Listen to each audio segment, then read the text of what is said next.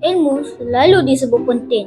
Tapi bagi aku, ilmu susah untuk difahamkan. Membaca lagilah buat aku mengantuk. Aku mula tertanya-tanya, adakah aku yang lemah? Atau aku belum benar-benar lagi faham?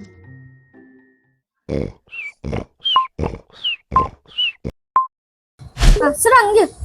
Serang. Alah, kalahlah pula. Macam tu pun boleh kalah. Tak patut. Siapa tu? Akulah yang membosankan kamu.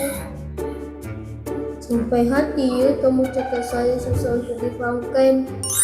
Ilmu bukan sesuatu yang jauh, tetapi ada apabila kamu membuka minda dan hati. Hati? Apa maksudnya?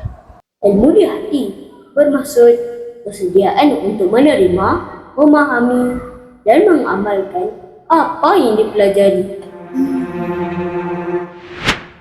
Pada masa kini, teknologi memainkan peranan penting dalam membantu proses pembelajaran. Teknologi bukan menggantikan buku, tetapi melengkapkan sumber ilmu yang sedia ada. Dengan teknologi, saya boleh buat menonton video pembelajaran, mencari maklumat dengan lebih cepat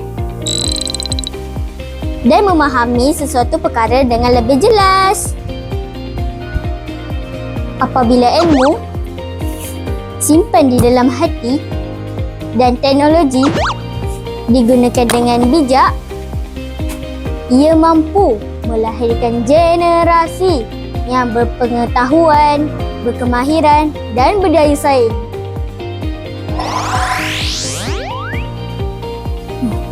Sekarang saya faham.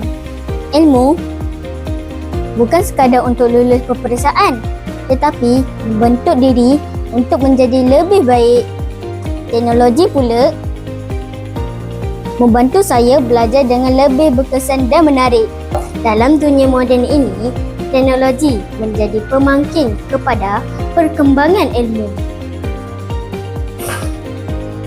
Segala maklumat berada di hujung jari.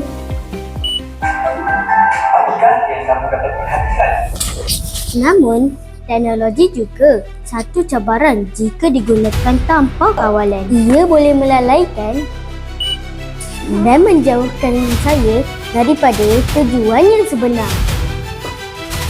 Tetapi, dengan ilmu di hati, saya mampu memilih yang terbaik. Kesimpulannya, ilmu di hati bermaksud kesungguhan untuk menuntut ilmu. Manakala teknologi memperkasa generasi, bererti penggunaan teknologi sebagai alat untuk meningkatkan pengetahuan dan berkemahiran. Gabungan kedua-duanya akan melahirkan generasi yang cemerlang dan berdaya maju. Gunakanlah ilmu dengan bijak dan manfaatkanlah teknologi ke arah yang cemerlang.